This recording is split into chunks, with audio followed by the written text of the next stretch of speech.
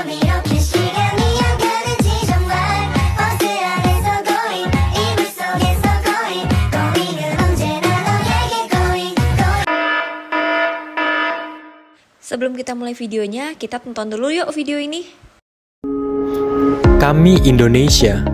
Negara Indonesia merupakan negara kepulauan terbesar di dunia dengan 1.340 suku bangsa dan 17.000 pulau yang tersebar luas dari Sabang sampai Merauke, dari Miangas sampai Pulau Rote. Mari kita satukan keberagaman dan toleransi di Indonesia, karena persatuan di tengah perbedaan dan keberagaman budaya merupakan ciri khas bangsa Indonesia. Namun, realitanya di kota besar Indonesia masih terdapat pertikaian akibat perbedaan. Pemicunya adalah hal-hal sepele seperti munculnya pergesekan kelompok mayoritas terhadap kaum minoritas. Selain itu, beragam tindakan negatif muncul, mulai dari penyebaran intoleransi, isu berbau rasisme, hingga ujaran kebencian. Hari ini seharusnya tidak terjadi apabila kita saling menghargai dan menghormati terhadap perbedaan yang ada, mulai dari perbedaan suku, budaya, warna kulit, bahasa, dan kepercayaan. Sudah saatnya kita berubah menjadi lebih baik, di mana mayoritas bersatu dengan minoritas dengan rasa solidaritas. Saya DJ Saputra Ilham, mahasiswa Politeknik Bintan Cakrawala, Prodi Manajemen Perhotelan, mengajak teman-teman semua untuk saling menghargai dan menghormati karena kita Bhinneka Tunggal Ika. Halo, perkenalkan nama saya Priscilia Valencia Matatula, agama saya Kristen. Terimalah sambut saya, nama saya Dewi Budaya, nama budaya. Menurut saya berada di angka 40. Saya akan memberi nilai 90. Oleh karena secara khusus untuk agama saya sendiri, kami tergolong dalam agama minoritas dan kadang-kadang mengalami kendala dalam hal beribadah. Banyak tempat-tempat ibadah secara khusus untuk orang Kristen yang sengaja dilarang atau keamanannya diganggu, sehingga itu membuat rating yang saya berikan itu hanya 40 untuk kasus ini. Kerukunan agama, khususnya agama saya, agama Buddha, untuk dengan agama lain Indonesia. Seperti yang kita ketahui bahwasanya agama Buddha di Indonesia sangatlah menjalin kebersamaan, kegotong royongan, baik dalam setiap acara keagamaan yang diadakan, baik agama saya sendiri, agama Buddha, atau agama lain seperti Kristen, Islam, dan lain sebagainya. Secara pribadi dari agama Kristen, kami sangat diajarkan khusus untuk mengasihi, dan kasih yang harus kami berikan itu bukan hanya kepada sesama umat Kristen, melainkan kepada semua orang tanpa membedakan dari mana status budaya, kemudian status sosial, bahkan agama dan suku. Sehingga secara pribadi saya tidak bisa katakan bahwa itu menyeluruh sudah dilakukan oleh orang Kristen.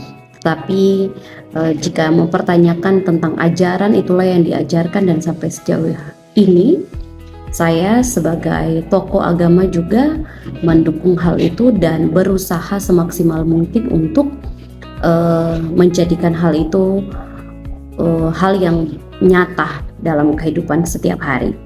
Kerukunan antara agama Buddha diajarkan oleh setiap, saya percaya diajarkan oleh setiap agama, yang baik agama saya sendiri maupun agama lain.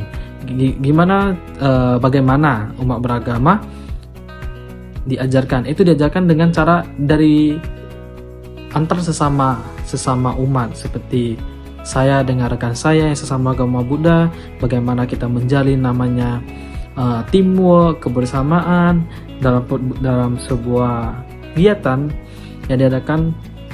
Baik contoh saya agama Waisak, kita tuh memulakan panitia.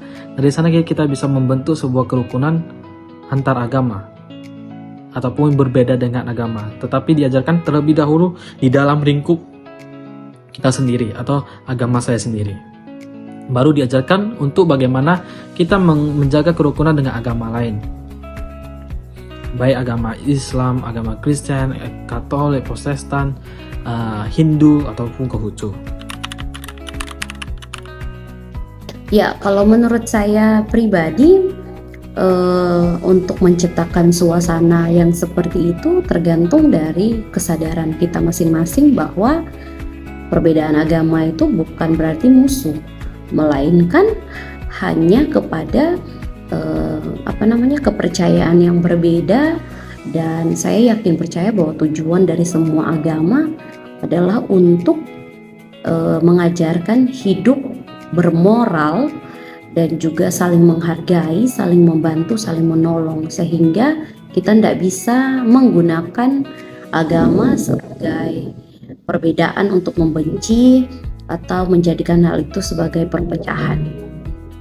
Mari kita mulai dari hal-hal sederhana, menghargai pada saat orang lain beribadah dan kita mendukung, kemudian hargai orang-orang yang ada di sekitar kita sekalipun beda agama. Mari tetap memperlakukan mereka seperti memperlakukan saudara kita seiman. Ini sebenarnya ini adalah kesadaran kesadaran setiap umat beragama, yaitu kita harus saling menghargai, baik dalam menghargai antar agama, antara tradisi ataupun acara-acara yang diselenggarakan. Kita harus menghargai, kita harus memberikan, ataupun kita bisa gotong royong atau membantu untuk hal tersebut, sehingga keharmonisan di dalam beragama di dalam lingkungan heterogen ini bisa tercapai. Mari kita memulai dari hal-hal yang sederhana, ya. Jadi setiap kali kita menemukan adanya perbedaan oleh karena agama, kita hanya melihat itu sebagai perbedaan keyakinan, bukan berarti harus menjadikan itu sebagai ancaman atau menjadikan orang-orang di sekitar kita sebagai musuh dan kemudian mempersulit kehidupan mereka atau mengganggu kenyamanan mereka dalam bentuk apapun. Mari kita saling menjaga, seperti juga Pancasila yang mengajarkan kita untuk saling menghormati antar agama yang lain. Caranya cukup simpel ya. Menurut saya, menurut agama Buddha itu yaitu selalu menekankan namanya cinta kasih, welas kasih, belas kasihan, saling tolong menolong, saling menghargai, saling memberikan bantuan antara baik antara sesama agama maupun yang berbeda, agar dunia ini aman, tentram dan damai. Dan jangan saling kalau dibilang jangan saling merasa agamanya paling benar, karena semua agama di dunia ini mengajarkan hal yang baik. Ya, sejauh ini saya memahami bahwa efek dari yang namanya agama yang mayoritas dan agama yang minoritas itu sangat berpengaruh di negara kita, di mana yang mayoritas akan merasa kebenaran mutlak hak mereka, sehingga dalam banyak hal yang beragama lebih sedikit populasinya itu mungkin tidak mendapatkan kenyamanan atau juga bisa didiskriminasi dalam dunia pekerjaan atau dalam lingkungan ataupun dalam kegiatan-kegiatan tertentu. Agama-agama yang mayoritas mendominasi hal-hal yang seperti itu. Sebaiknya kalau menurut saya tidak ada perbedaan antara hal itu, tetapi sebagai bangsa yang baik, sebagai pemerintahan yang bijaksana, tetap saja melakukan segala sesuatu yang menjadi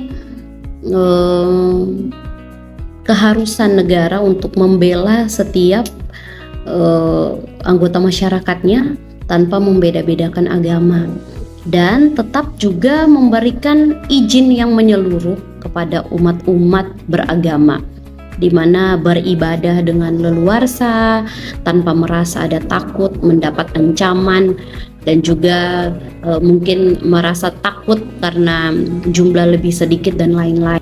Untuk ini pemerintah harus ikut serta atau ikut mengadakan event besar, tentunya seperti agama Buddha, yaitu kegiatan event Waisak ataupun Katina, yaitu Asada. Itu adalah 3 acara besar yang tiap tahun akan diadakan.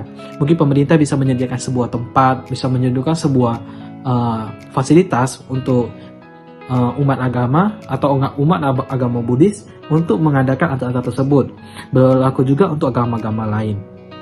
Dan pemerintah juga harus mulai menekankan sejak kecil atau sejak sekolah dasar mengenai bagaimana kerukunan agama itu harus dijaga, bagaimana cara untuk menjaga kerukunan dalam kehidupan bermasyarakat.